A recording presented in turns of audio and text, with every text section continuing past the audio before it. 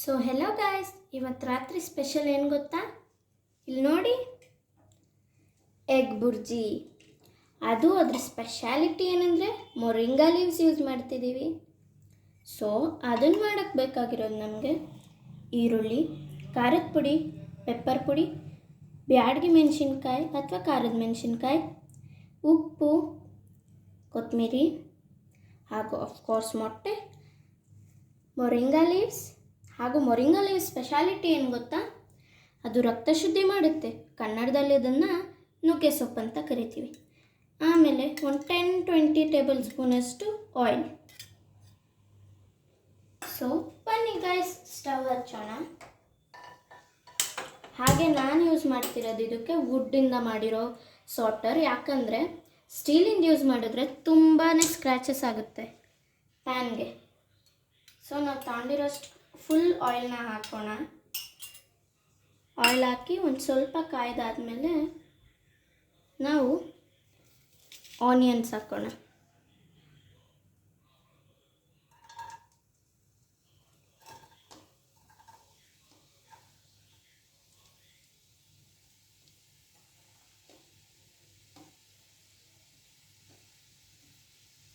ಆನಿಯನ್ಸ್ನ ಸ್ವಲ್ಪ ಬಾಡಿಸ್ಕೊಳ್ಳೋಣ.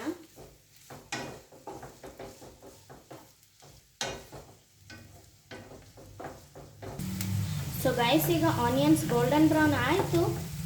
ಈಗ ಈ ಆಯಿಲ್ ಇರೋವಾಗೇ ಮೊರಿಂಗಾ ಲೀವ್ಸ್ನ ಹಾಕ್ಕೊಳ್ಳೋಣ.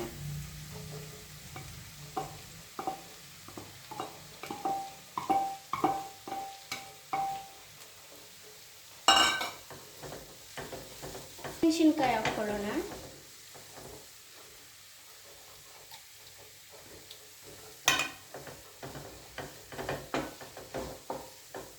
ನೀಟಾಗಿ ಬಾಡಿಸ್ಕೊಳ್ಳೋಣ.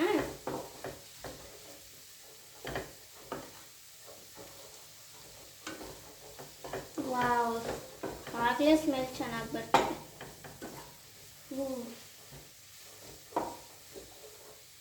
ಸೊ ಗೈಸ್, ಈಗ ಆನಿಯನ್ ಮತ್ತು ಮೊರಿಂಗಾ ಏನೋ ಬೇಯ್ತಿದೆ. ಅಷ್ಟರಲ್ಲಿ ನಾವು ಮೊಟ್ಟೆ ನಾನು ಬೌಲಿಗೆ ಟ್ರಾನ್ಸ್ಫರ್ ಮಾಡ್ಕೊಂಡಿದ್ದೀನಿ. ಮೊಟ್ಟೆನ ನೀಟಾಗಿ ಕಲಿಸ್ಕೊಳ್ಳೋಣ ಅಥವಾ ಬೀಟ್ ಮಾಡ್ಕೊಳ್ಳೋಣ. ಯಾಕಂದರೆ ಅದನ್ನು ಮಿಕ್ಸ್ ಮಾಡ್ತೀವಲ್ಲ ಇದು ಮಾಡುವಾಗ, ಎಗ್ ಬುರ್ಜಿ ಮಾಡುವಾಗ ನೀಟಾಗಿ ಬ್ಲೆಂಡ್ ಆಗುತ್ತೆ. So that's the advantage of making our eggs like this. Okay, ಚೆನ್ನಾಗಿ ಬೀಟ್ ಮಾಡ್ಕೊಬೇಕು. ವೈಟ್ಸ್ ಆ್ಯಂಡ್ ಯೆಲ್ಲೋಸ್ ಚೆನ್ನಾಗಿ ಮಿಕ್ಸ್ ಆಗಬೇಕು.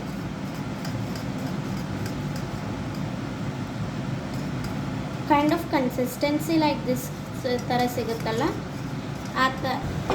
ಸೊ ಗೈಸ್, ನಾವು ಇದಕ್ಕೆ ಆಯಿಲ್ಗೆ ಖಾರ ಪುಡಿ ಮತ್ತು ಧನಿಯಾ ಪುಡಿ ಹಾಕ್ಕೊಳ್ಳೋಣ. ಪೆಪ್ಪರ್ ಲಾಸ್ಟಿಗೆ ಹಾಕ್ಕೊಳ್ಳೋಣ. ನಾವು ಧನಿಯಾ ಪುಡಿ ನಮ್ಮ ಫ್ಯಾಮಿಲಿಯಲ್ಲಿ ಹಾಕ್ತೀವಿ, ನಿಮಗೆ ಆಪ್ಷನಲ್ ಅದು, ಆಯಿತಾ? ಈಗ ಧನಿಯಾ ಪುಡಿ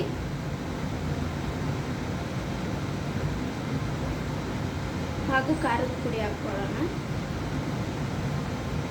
ನೀಟಾಗಿ ಕವರ್ ಆಗಬೇಕಿದೆಲ್ಲ.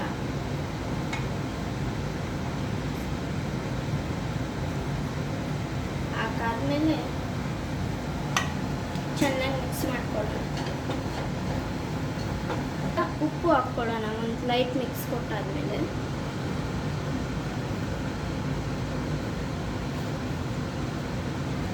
ಆಯ್ತಲ್ವಾ? ವಾವ್, ಸ್ಮೆಲ್ ಎಷ್ಟು ಚಂದ ಇದೆ.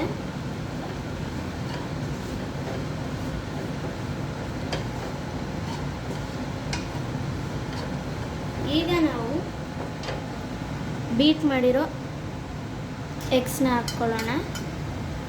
ಸ್ಪೂನ್ನ ಸೈಡ್ಗಿಡನೆ. ನಂಗೆ ಮೊಟ್ಟೆ ಇಷ್ಟ ಆದರೆ ಈ ಥರ ಗೂಯಿ ಇರೋವಾಗ ಇಷ್ಟ ಆಗೋದಿಲ್ಲ. ಯಕ್ಕಿ, ಆದರೆ ಟೇಸ್ಟ್ ಸಖತ್ತಾಗಿ ಕೊಡುತ್ತೆ ಮಾತ್ರ ಮೊಟ್ಟೆ. ಅದ್ರ ಬಗ್ಗೆ ಡಿಸ್ಅಡ್ವಾಂಟೇಜ್ ಇಲ್ಲ, ಗೂಯಿ ಇದ್ದಾಗ ಇಷ್ಟ ಆಗಲ್ಲ ನನಗಷ್ಟೇ. ಚೆನ್ನಾಗಿ ಮಿಕ್ಸ್ ಮಾಡ್ಕೊಳ್ಳಿ.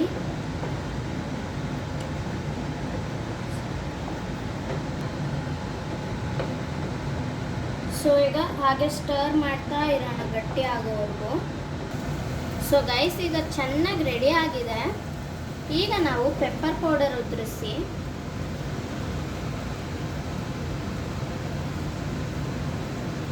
ಚೆನ್ನಾಗಿ ಒಂದು ಸ್ವಲ್ಪ ಬಾಡಿಸೋಣ.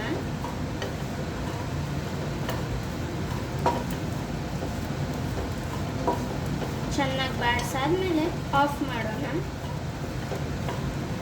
ಆಫ್ ಮಾಡಿ ಒಂದು ಸ್ವಲ್ಪ ಬಾಡಿಸಿ ಬೌಲಿಗೆ ಶಿಫ್ಟ್ ಮಾಡ್ಕೊಳ್ಳೋಣ.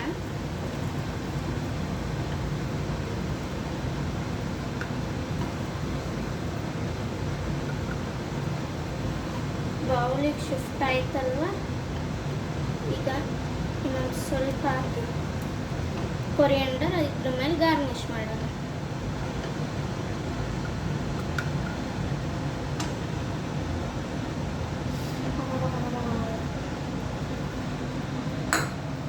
ಈಗ ನೋಡಿ ಗಾರ್ನಿಷ್ ಮಾಡೋಣ. ಗಾರ್ನಿಷಿಂಗ್ ಆಯ್ತು. ಬಿಸಿ ಬಿಸಿ ಎಗ್ ಬುರ್ಜಿ ಏನೋ ರೆಡಿ ಆಯಿತು.